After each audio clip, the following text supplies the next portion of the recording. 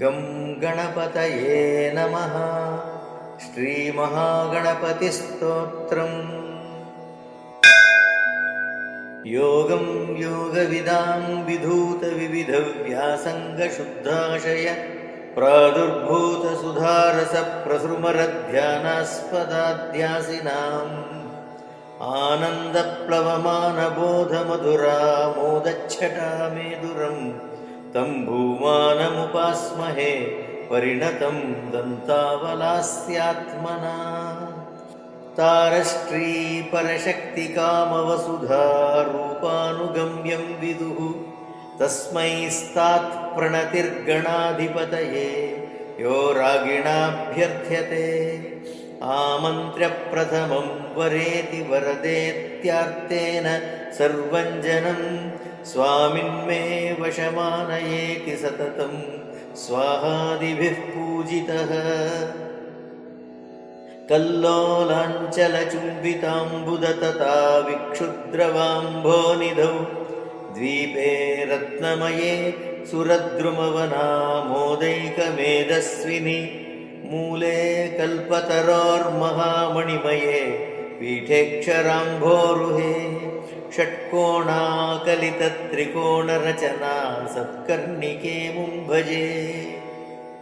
चक्रप्रासरसालकार्मुकगदा सद्बीजपूरद्विजव्रीख्यग्रोत्पल पाशपङ्कजकरं शुण्डाग्रजाग्रद्घटम् आश्लिष्टं प्रियया सरोजकरया रत्नस्फुरद्भूषया माणिक्यप्रतिमं महागणपतिं विश्वेशमाशास्महे।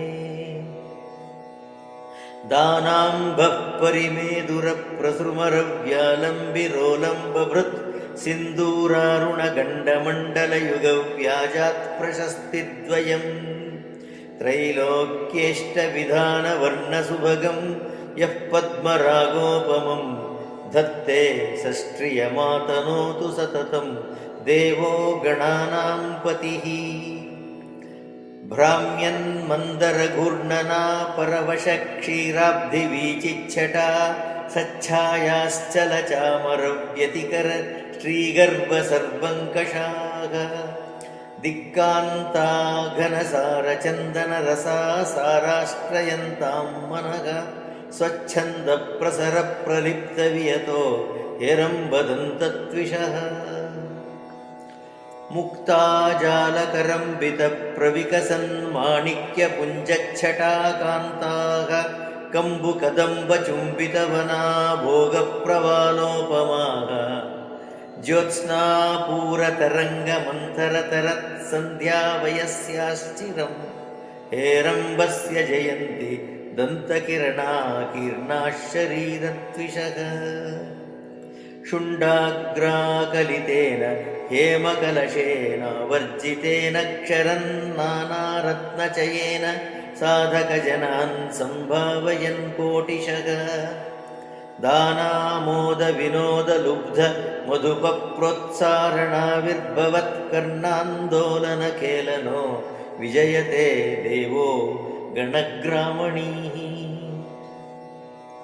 हेरम्बं प्रणमामि यस्य पुरतः शाण्डिल्यमूले स्त्रिया बिभ्रत्याम्बुरुहे समं मधुरिपुस्ते शङ्खचक्रे वहन् न्यग्रोधस्य तले सहाद्रिसुतया शम्भुस्तथा दक्षिणे बिभ्राणः परशुं त्रिशूलमितया देव्या धरण्यासः।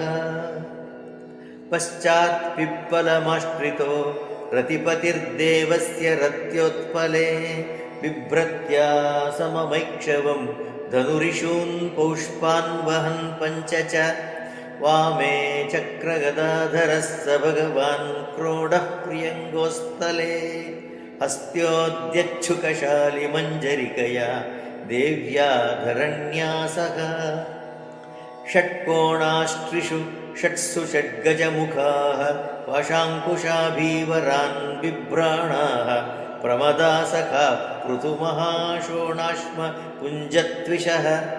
आमोदः पुरतः प्रमोदसुमुखौ तञ्चाभितो दुर्मुखः पश्चात्पार्श्वगतोऽस्य विघ्न इति यो विघ्नकर्तेति च आमोदादिगणेश्वरप्रियतमास्तत्रैव नित्यं स्थिताः कान्ताश्लेषरसज्ञमन्थरदृशः सिद्धिः समृद्धिस्ततः कान्तिर्या मदनावतीत्यपि तथा कल्पेषु या गीयते सान्यायापि मदद्रवा तदपरा द्राविण्यमुः पूजिताः आश्लिष्टौ वसुधेत्यथो वसुमती ताभ्यां सितालोहितौ वर्षन्तौ वसुपार्श्वयोर्विलसतस्तौ शङ्खपद्मौ निधि अङ्गान्यन्वथ मातरश्च परितः शक्रादयोब्जाश्रयाः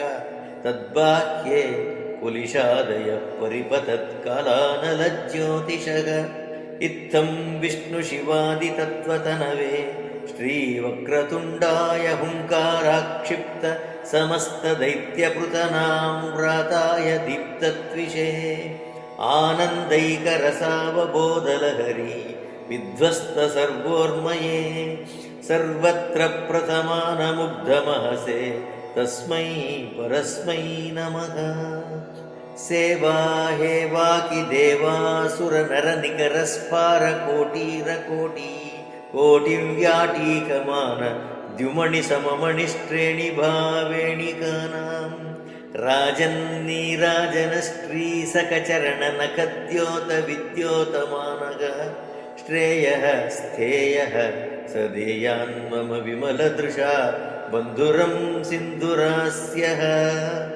एतेन प्रकटरहस्यमन्त्रमाला गर्भेण स्फुटतरसंविदास्तवेन यस्तौति प्रचुरतरं महागणेशं तस्येयं भवति वशं वदात्रिलोकी इति श्रीमत्परमहंसपरिव्राजकाचार्य श्रीराघवचैतन्यविरचितं महागणपतिस्तोत्रं सम्पूर्णम्।